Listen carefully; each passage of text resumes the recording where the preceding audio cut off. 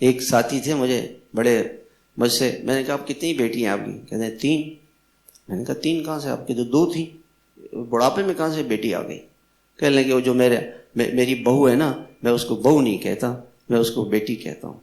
میں نے اس کے والد سے، اس کے والد اور والدہ رو رہے تھے جب ہم شادی حال سے بہو لا رہے تھے، تو رو رہے تھے کہ 20-25 سال تک دل کا ٹکڑا، جگر کا ٹکڑا، آنکھوں کا تارا آپ کے حوالے کر رہے ہیں، پتہ نہیں کیا ہوگا۔ میں نے کہا انشاءاللہ بیٹی سمجھوں گا، بہو نہیں سمجھوں گا۔ بہو نہیں سمجھے، بیٹی سمجھے۔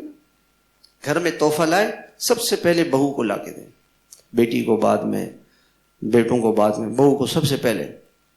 عید پہ سب سے پہلے اس کو پیسے دے دے، یہ پیسے لے لو، جو آپ کی مرضی اپنے لیے منگواؤ۔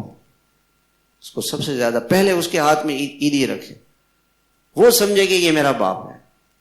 اس نے تو باپ کو چھوڑ دیا، وہ تو باپ کو، ماں کو، چچا کو، ماموں کو، سہیلیوں کو، گھر کو، راحت آرام سب کو چھوڑ کے آپ کے پاس آ گئی، اور آپ اس کو تانے دیں، آپ اس کو تانے دیں۔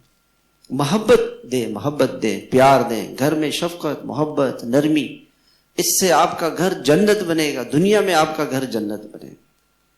احساس رکھیں اپنے لیے کہ یہ بھی کسی کی بیٹی ہے۔ اس جملے سے مجھے بڑا اثر ہوا، میں نے کہا واقعی مائیں آ کے روتی ہیں کہ بیٹی کیا سارا دن کر رہی ہے، اور ہم اس کے لیے ماں بن جائے، شوہر بیوی کے لیے ماں بن جائے، ماں کی طرح شفقت ہو، محبت ہو۔ اللہ، اس کے رسول، یہ ایک اللہ کی بندی ہے جو میرے گھر میں آئی ہے، جیسے ہم کریں گے ویسے ہمارے ساتھ ہوگا، جیسے ہم کریں گے ویسے ہمارے ساتھ ہوگا۔